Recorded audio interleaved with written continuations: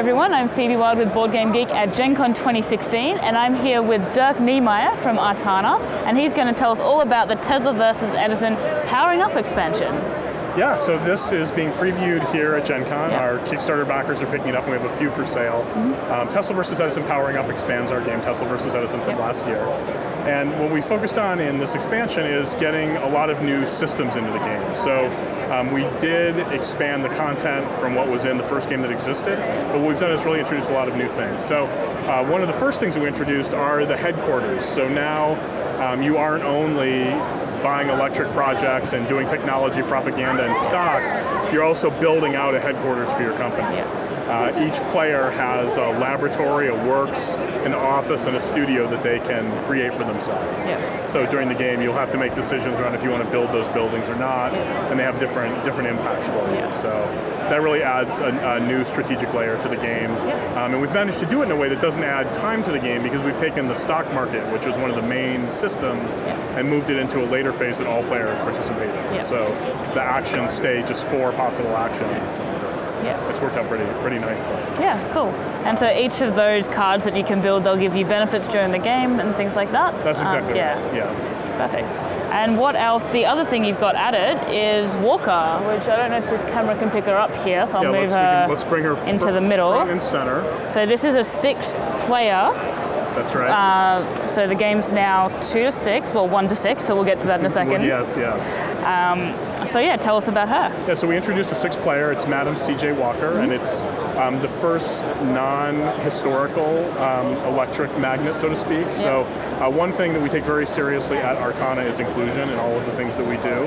And so when we have a history game, the base game, we want to stay kind of true to the history and all of the warts that are there. But we'd like to, in our expansions, take advantage of that being a separate product to do some different things. And so Madam C.J. Walker is really an amazing historical person who, in the early 20th century, late 19th century, built a huge, basically cosmetics empire using multi-layer marketing techniques, and was a huge innovator, both on the technology side of her business, but also on the business side. And so we wanted to celebrate her by letting her own an electric company in the game, and this will both allow people to get to know her and a whole different type of history, but also now play up to 6 players instead of just up to 5 players. Yeah, cool. And she has obviously her own cards that she can build. She has her own special ability. And she's purple, which is my favorite part because I always play purple in games. Nice. Well, she's fun to play. She plays way differently than the other players too, which is cool. Excellent. And the final thing that's added is these... There's actually a couple more things. So one thing we now have event cards. These are things we've done in some of our other games as well, but there's way more cards than you use in a game, and each turn a new one comes out, and it confers special rules on the turn. So every game you play of Tesla versus Edison, it's going to be nothing like the last one, because these zany, historical, interesting things that change the game are going to sort of impose themselves on the game session for folks. So that's something that we've really enjoyed playing with.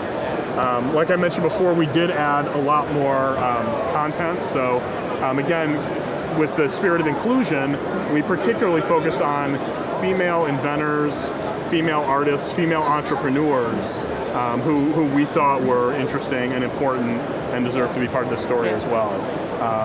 Also more, propaganda cards and the other main content.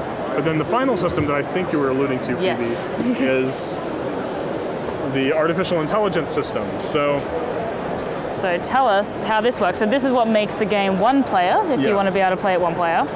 So tell us a bit about how these work. So for each of the 6 inventors in the game that a human could play, now we've created a deck of cards that plays them automatically. And for each of the inventors, there's 2 sides. There's a Charles Babbage side on the front, which is, let's call it normal mode. And then on the back, there is an Ada Lovelace side, which we call extreme mode. Ada's a little bit tougher than Charles. And so, each of the inventors have these. So what's cool about it is when you think of a solitaire game, you think of, okay, now I can play alone against one solitaire engine.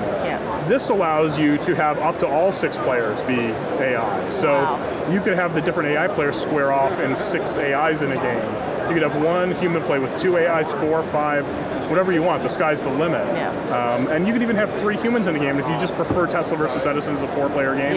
Pick a different AI and throw it in. So That's been a feature that people have really been ravenous about. That's really cool. And so how do these cards work during the game? Yeah, so the AI resolve their turn before the humans do, so it's really fast. You would take, the cards are stacked, you take the one for that turn, you see they don't do any propaganda. They're going to move up to DC2 on the track, and they can patent if it's available. Yeah. They're going to build the works in their headquarters, and during the stock market phase, they're going to buy whatever stock has the highest stock price. Okay. So there's a couple of icons on it, but it's dead simple. There's not any complicated rules or anything. It's just boom, boom, boom, move on to the humans. Cool. Thank you very much. Well, that is Tesla vs. Edison powering up. When do you think it'll be available for regular retail or regular accessibility? It'll be full release in November. Yep. But it's Friday now, sort of mid-afternoon. You can still get a copy here at Gen Con, but there aren't many. We only have a few to preview and sell. Cool. Thank you very much. Thank you, Phoebe.